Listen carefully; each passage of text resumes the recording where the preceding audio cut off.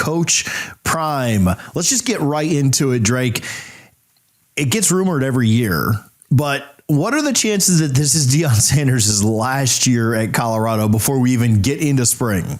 Well, there's been a lot of talk about it in the offseason because Deion Sanders is such an enigma in football. He was a celebrity first. He was an NFL legend first, now the head coach of Colorado. A lot of his career has hinged on his sons and where they are. So the question being posed is a fair one.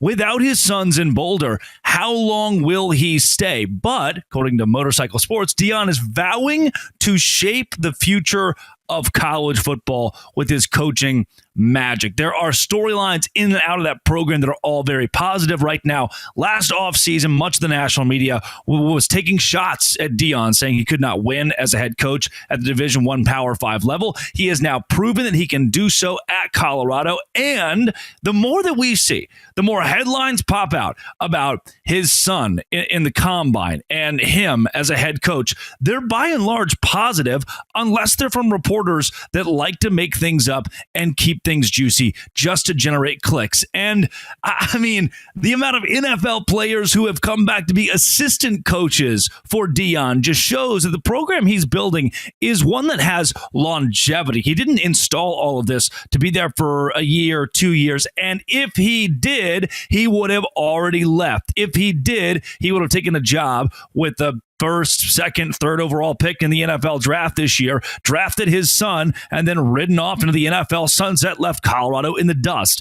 Instead, he is committed to this 18 to 23-year-old age range at CU and making that program elite in college football. Now, the question becomes, TJ, can he keep the winning standard? Can he win without Shedeur Sanders? Can he win without Travis Hunter? That is a fair question and one we're about to find out the answer to.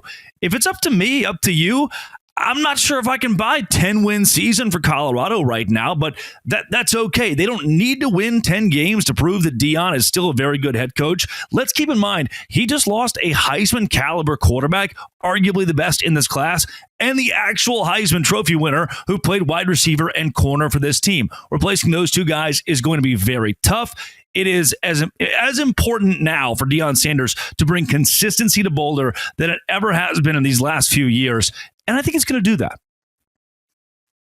Mentioned some of the guys leaving, and that kind of goes. He's even talked about that, right? We're not going to replace a Travis Hunter. You need 5 guys to be able to do that. Where in their returners that are coming back this year, where will they try to lean to find success, and whatever that success number is for this year? I don't know. I mean, Coach Prime is not going to say anything less than 12-0 is success in his book, but where do they try to lean to have some success this season? The first place you're going to have to start here is with quarterback. And I can't give you this laundry list of how Colorado will win in 2025 without starting at Caden Salter. If he is the guy, and we all kind of anticipate that Colorado will have a quarterback battle in this offseason, and I don't mind that whatsoever. I make the case a lot that where we sit in college football, to bring in a transfer quarterback, give them $2, $3, $4, $5 million a year and say they're going to be the guy, just kills whoever was sitting and waiting for that role. They're not improving. And the guy you brought in who's like, oh, well, I'm the starter now, they're not improving. Create competition. Colorado is going to do that. And I believe they have enough. They have enough guys on the defense who are returning that they can make waves in the Big 12 this season. If you ask Athlon Sports, they would tell you Colorado is preseason 10th in their power rankings. I have them a bit higher in mind, especially as the defense under Robert Livingston took a big step forward last year. I believe with the Colorado defense being improved, if that unit is their bell cow, this is an 8, a 9-win team. Doing that without, again, an elite quarterback and a Heisman Trophy winner, very impressive. Yeah, it feels like if they can get a little bit more out of their defense, which their defense was one of the more underrated parts of their team this year, right? Everybody focused on, I know Hunter played defensive back too, but everybody focused so much on what Hunter and Sanders and the offense were able to do at times.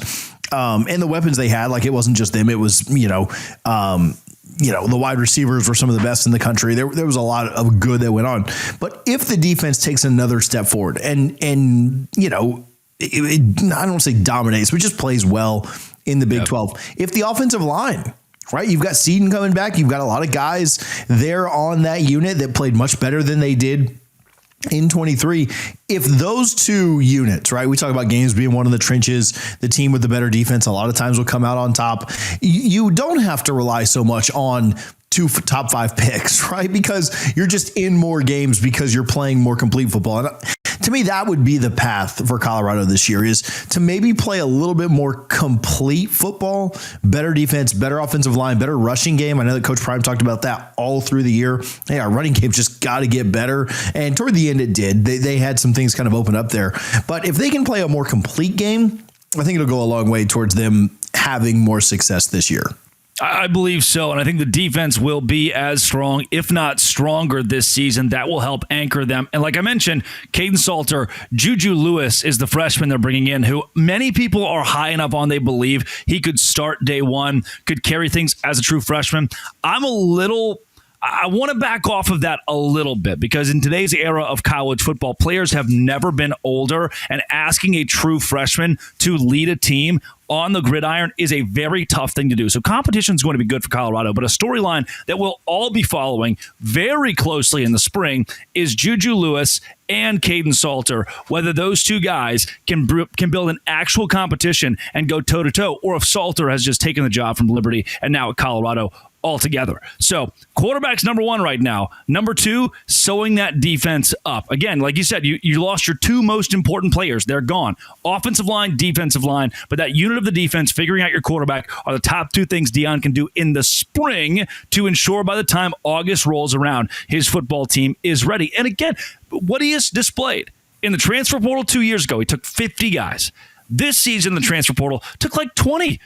Because he said, I don't need overhaul. I already brought my Louis bags. I need to fill gaps. I need positive attrition. If you can't make it here, transfer out. If you're a transfer who can improve our football team, come play at Colorado. That is his message. He is sticking to that swimmingly. And I think what Deion Sanders is going to prove, even this spring, is that he is a very good football coach. Yeah, you mentioned this the Salter Juju talks, and man, we have seen so much here lately too.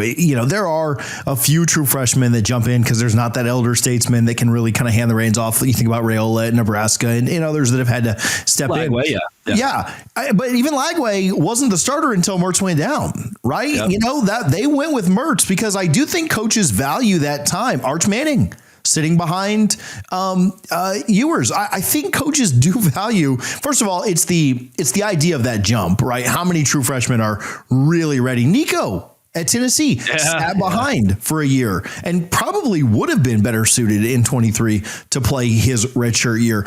But I think it's not only like, are they ready? It's the idea of like, man, what can this guy learn from this guy? Like you look at the NFL even, the guys who kind of have a little bit of time to sit behind somebody for a year and a half, 2 years. Not that you have 2 years in college, but the guys that have a little bit of time to sit behind somebody, usually it does pay off pretty well for them. Not to say that Juju couldn't go out and win the job and be really, really successful. But man, how good could he be in 26 if he sits behind a really successful Salter this first year? Yeah, I think that's what will be the big storyline next year is Deion stays with his star quarterback. And that star quarterback might not have started a game this season, but with Juju Lewis sitting behind Caden Salter, if that's the way this pans out, and I think it could be very positive for Colorado, even if they win, again, 7, 8, 9 games with Salter as the head man, but you give Juju a chance to develop into that role, they're going to be very happy with how it plays out in 2026.